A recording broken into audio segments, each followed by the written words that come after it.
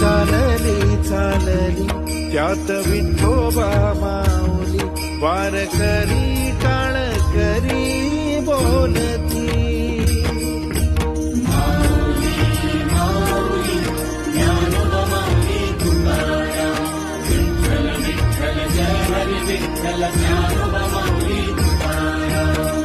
विठ्ठलाच्या दारी आलो क्षीणभर गेला.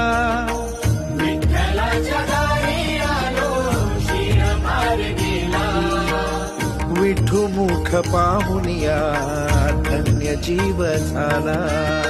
विठू मुख